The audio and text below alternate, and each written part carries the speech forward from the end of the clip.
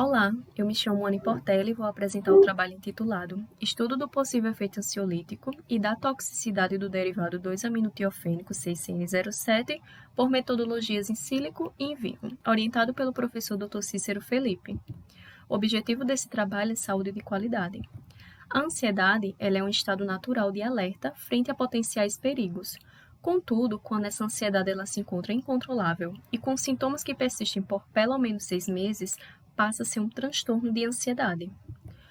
Uma das teorias que explica esse transtorno de ansiedade é a teoria dos neurotransmissores. No primeiro, há uma via inibitória protagonizada pelo GABA se ligando ao receptor GABA-A, que ao se ligar promove um influxo de cloreto que normalmente causa a hiperpolarização da célula. Contudo, na ansiedade, como essa via se encontra diminuída, há uma despolarização da célula e uma propagação de impulsos nervosos. Tratamentos que atuam sobre essa via atuam mimetizando o GABA ou modulando alostericamente de forma positiva esse canal de cloreto, aumentando a atividade dessa via.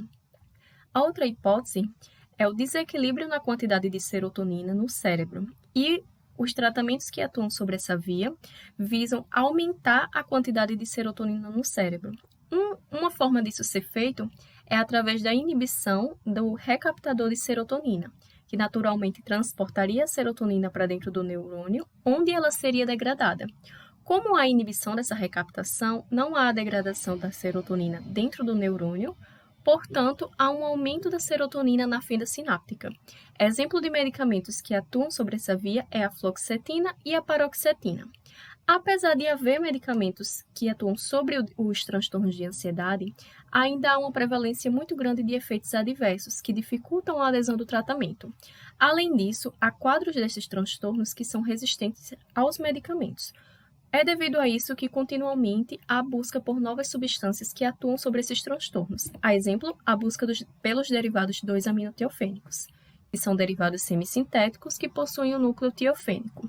Estes têm amplo registro de atividade, incluindo atividades que atuam sobre o sistema nervoso central, como anticonvulsivante e antipsicótico. Eles também apresentam uma potencial atividade ansiolítica símile. O objetivo geral desse trabalho é investigar o possível efeito ansiolítico símile e a toxicidade do derivado 2-aminotiofênico por meio de metodologias in sílico e in vivo. E como objetivo específico temos estimar as propriedades químicas e tóxicas, estimar a DL50 em camundongos, identificar os efeitos comportamentais em camundongos e avaliar a interação do 6CN07 com os receptores GABA-A e os transportadores de serotonina através do docking. Como metodologia, utilizamos o programa PES para avaliar os parâmetros farmacocinéticos, físico-químicos e tóxicos, e o molecular virtual Docker para estimar os parâmetros farmacodinâmicos. Neste último, utilizamos alvos proteicos, que foram o GABA, e os transportadores de serotonina, os recaptadores de serotonina, obtidos através da base de dados Protein Data Bank, e neles simulamos a ligação da substância com estes alvos proteicos, para que assim houvesse uma estimativa da energia de ligação. Na metodologia in vivo, foram utilizados 12 camundongos switches albinos, obtidos da unidade de produção animal sobre essa certidão, e a droga foi sintetizada pelo Laboratório de Síntese e Vetorização de Moléculas pelo professor Francisco Jaime. A droga foi solubilizada em NaCl a 0,9%, continha 2% na dose de 300 e 4% na dose de 2.000 mg por quilograma. Essas duas doses foram utilizadas por via oral e em cada dose os camundongos foram divididos em 2 grupos de 3 animais, onde o primeiro recebeu a substância teste e o segundo recebeu a salina. No teste hipocrático de Maloney foi avaliado o comportamento entre esses 2 grupos comparativamente, avaliando os efeitos comportamentos que denotem efeito estimulante ou depressor do sistema nervoso central, efeitos autonômicos e tóxicos, registrando a presença, ausência, aumento da intensidade ou diminuição da intensidade de cada um desses comportamentos, nos tempos de 5 minutos, 15 minutos, 30 minutos. A partir daí, até contabilizar as primeiras 4 horas de experimento, foi avaliado de meia em meia hora e diariamente até completar 14 dias.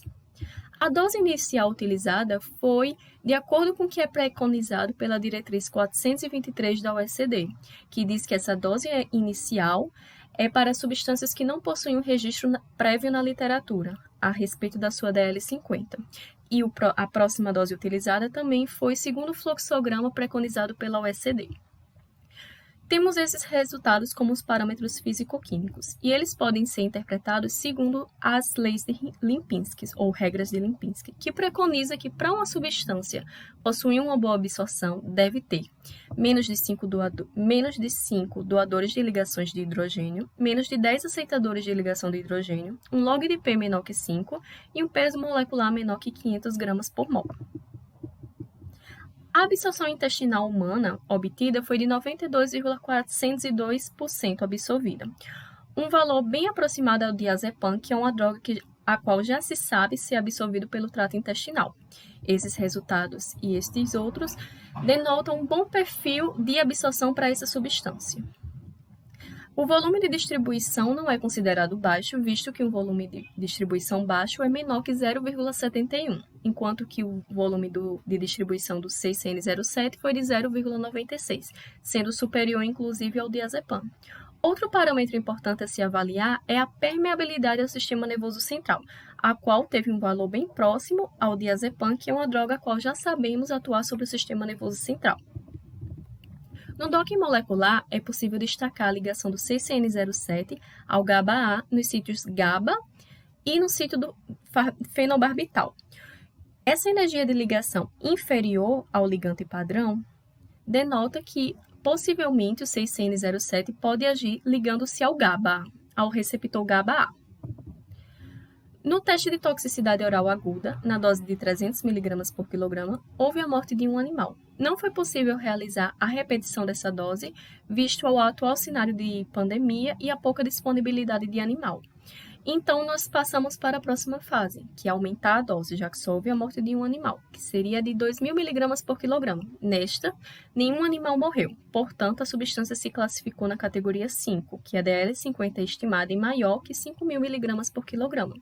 No screen farmacológico, os animais não apresentaram comportamento diferente do grupo salina, não sugerindo ação tóxica, estimulante ou depressora do sistema nervoso central. Concluímos, então, que o 6CN07 apresentou baixa toxicidade oral, DL50 estimada em mais de 5.000 mg por quilograma, boa absorção intestinal, assim como um elevado grau de penetração no sistema nervoso central e um possível acoplamento nos sítios do GABA e fenobarbital no receptor do GABA-A. Meus agradecimentos vão para o Laboratório de Psicofarmacologia, o Laboratório de Síntese e Vetorização de Moléculas, o Laboratório de Farmacologia e Bioquímica Experimental, o IPFARM, que é o Instituto de Pesquisa em Fármacos e Medicamentos, e ao Laboratório de Quimioinformática, mais especificamente ao professor Marcos Tulli e sua doutoranda Isadora, que nos auxiliou na realização do docking. E agradeço também ao apoio institucional e financeiro da UFPB, Propesc e CNPq. Muito obrigada.